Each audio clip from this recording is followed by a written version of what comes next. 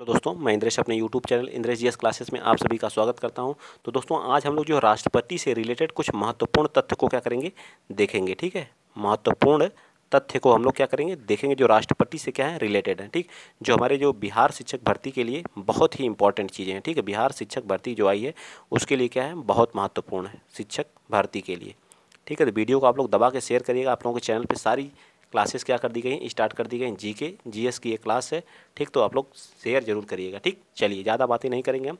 ठीक है, कम समय में ज़्यादा कंटेंट देने की कोशिश मेरी रहती है। ठीक, चलिए बताइए, राष्ट्रपति का जो निर्वाचन होता है, निर्वाचक मंडल में कौन कौन शामिल होता, तो वहाँ का जो एमपी होता और एमएलए लोग शामिल होते हैं। ठीक, एमपी का मतलब क्या होता है, सांसद।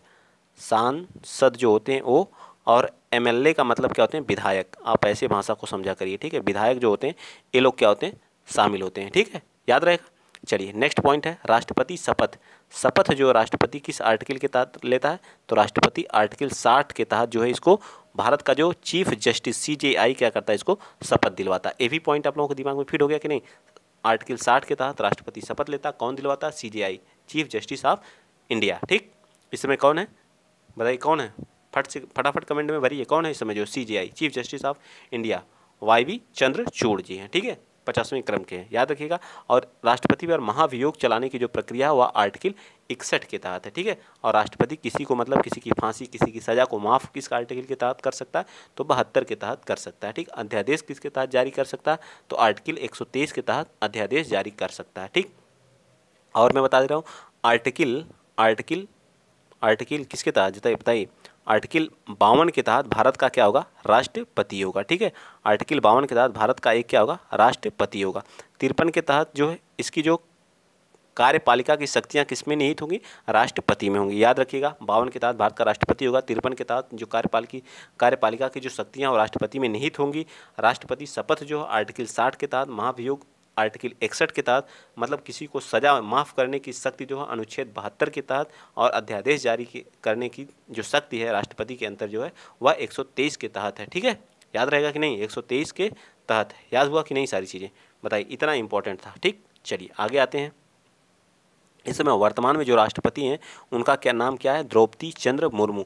जो निवासी कहाँ की हैं, तो वह निवासी कहाँ की है, उड़ीसा की। ठीक है, कहाँ की हैं, उड़ीसा की हैं। ठीक है, उड़ीसा के संथाल जनजाति से ये बिलोंग करती हैं। ठीक है, संथाल जनजाति से। ठीक, और मयूरभंज की हैं। ठीक, और झारखंड की इससे पहले पूर्व राज्यपाल रह चुकी हैं, ये भी याद रखिएगा। ठीक, और दूसरे क्रम की हमारी क्या है, दूसरे क्रम की महिला राष्ट्रपति हैं। ठीक है, महिला राष्ट्रपति में इनका क्रम कौन सा है, तो दूसरा है। ठीक, कौन सा, दूसरा है। उस तरह से कौन सा है, तो 15वां है। ठीक, कौन सा, 15वां, ये भी याद रखिएगा।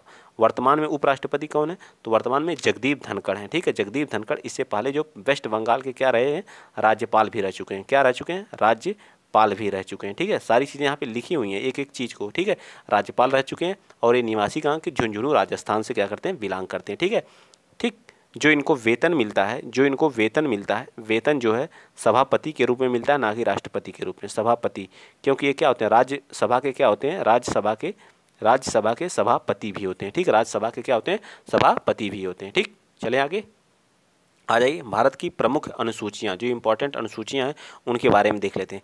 अनुसूची 1, टोटल अनुसूचियाँ कितनी हैं, 12 थी। ठीक है, मूल संविधान वर्तमान में है। ठीक है, मूल संविधान में कितनी थी, तो 8 अनुसूचियाँ थी। मूल संविधान में कितनी अनुसूचियाँ थी, 8 थी। वर्तमान में कितनी है, 12 हैं। ठीक है, पहली अनुसूची में 28 राज्य प्लस 8 यूटी की बात की गई है। ठीक है, सेकंड अनुसूची में वेतन भत्ते, जो हमारे सांसद महोदय लोग होते हैं उनके वेतन भत्ते की बात की गई है। ठीक है, और तीसरी अनुसूची में शपथ की बात की गई है। ठीक है, और चौथी अनुसूची में किसकी बात की गई है, तो राज्यसभा की सीटों की बात, जो राज्यसभा की सीटें होती हैं उसके बारे में बात की गई।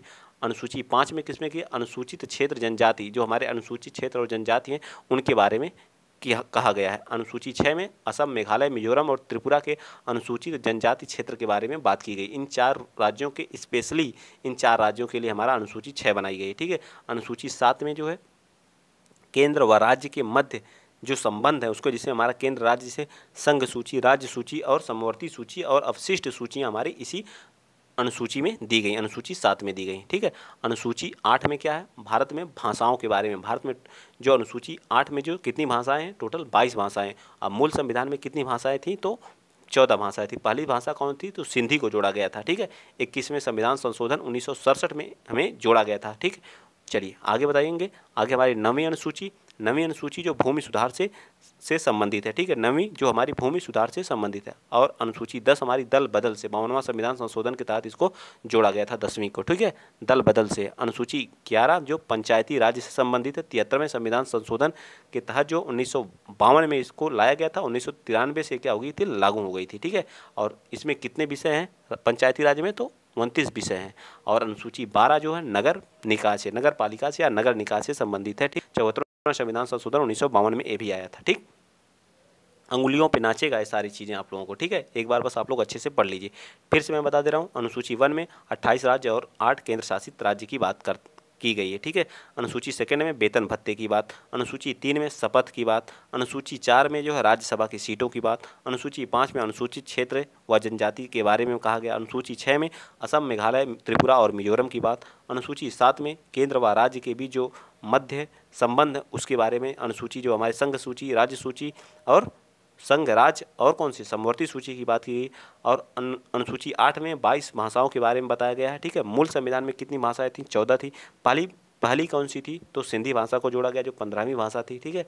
अनुसूची 9 में जो भूमि सुधार से संबंधित है। अनुसूची जो है आपकी 10 जो है वह दल बदल से, अनुसूची 11 जो आपकी जो है पंचायती राज्य से संबंधित है और अनुसूची 12 जो है नगर निकाय से संबंधित है। सारी चीज़ें आप लोगों को A to Z याद होनी चाहिए।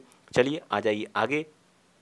आगे क्या करा, राष्ट्रपति द्वारा राज्यसभा में 12 सदस्यों को, बिल्कुल सत्य बात है। राज्यसभा जो हमारा क्या होता है, राज्यसभा एक क्या होता है, अस्थाई सदन होता है, ठीक, क्या होता है, अस्थाई सदन होता है, अस्थाई सदन होता है, ठीक है।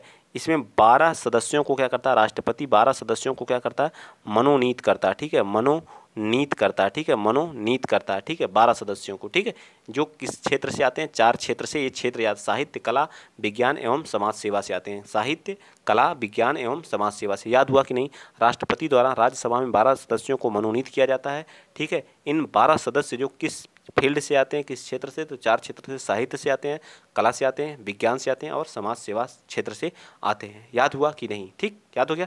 चलिए नेक्स्ट चलते हैं, धन विधेयक। धन विधेयक सर्वप्रथम लोकसभा में क्या किया जाता है, प्रस्तुत किया जाता है, ठीक है। धन विधेयक हमारे आर्टिकल किस में दिया गया है, तो आर्टिकल 10 में जो है धन विधेयक की बात की गई है, ठीक है, आर्टिकल 10 में, ये भी याद रखिए।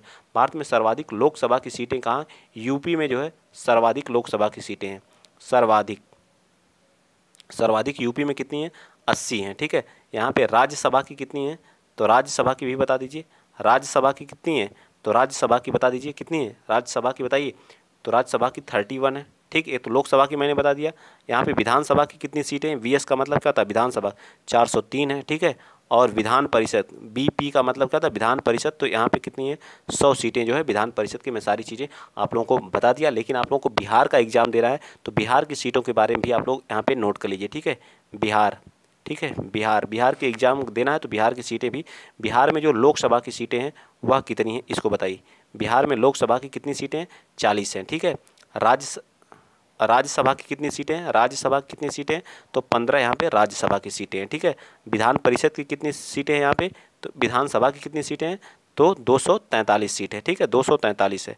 और बताइए, और यहाँ का जो है, यहाँ पे भी 200 ही है, तो विधान परिषद की कितनी सीटें हैं, 75 यहाँ पे विधानसभा की। यहाँ की दूसरी भाषा क्या है, फर्स्ट भाषा जो यहाँ की भाषा जो है, बिहार की फर्स्ट भाषा कौन सी है, तो हिंदी है, ठीक, क्या है, हिंदी है, ठीक है, हिंदी है, ठीक, क्या है, हिंदी है। सेकंड भाषा यहाँ की क्या है, सेकंड लैंग्वेज क्या, उर्दू है, ठीक है, याद रखेंगे क्या है, उर्दू है। तो याद रखिएगा, बिहार में लोकसभा की 40 सीटें हैं, राज्यसभा की 15 सीटें हैं, विधानसभा की 443 हैं, विधान परिषद की 75 है, ठीक। चलिए आगे आ जाइए।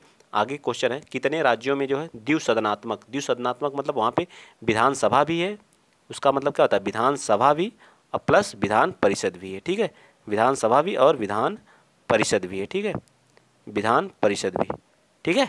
इसको समाप्त किया जा सकता है, विधान परिषद को क्या, समाप्त, अगर राज्य चाहे तो समाप्त कर सकता है, ठीक है।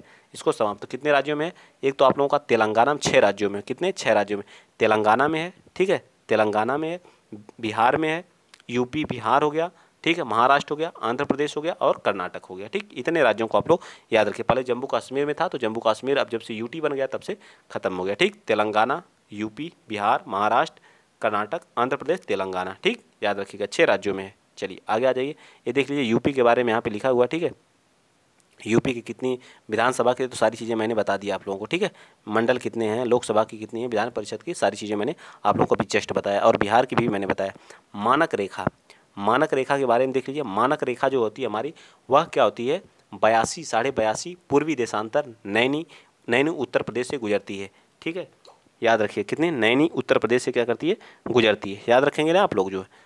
चलिए, राज्य पक्षी सारस है यूपी का, जो फूल क्या है, पलाश है, पशु क्या है, बारहसिंगा है, और पेड़ यहाँ का क्या है, तो अशोक है, ठीक है, अशोक है, ठीक। चलिए आगे आ जाइए, अगला क्वेश्चन चलते हैं।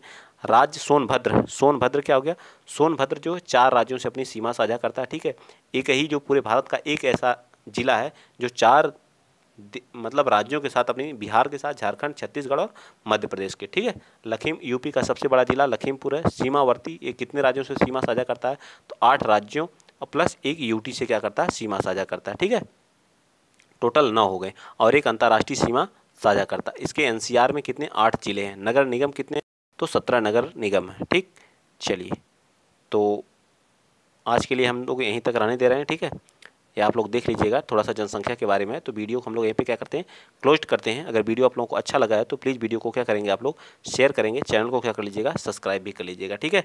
बिहार के लिए बहुत ही महत्वपूर्ण था, ठीक है, बिहार वालों के लिए, ठीक। बिहार के बारे में मैं बता दे रहा हूँ, ठीक, थोड़ा सा आप लोग देख लेंगे, ठीक। तो इसके उत्तर साइड में जो है, उत्तर साइड में कौन सा है बताइए, तो इधर नेपाल पड़ता है, ठीक है, इस साइड नेपाल पड़ता है। इधर कौन पड़ता है, तो इधर यूपी पड़ता है, और इस साइड कौन पड़ता है, तो झारखंड पड़ता है, झारखंड, झारखंड।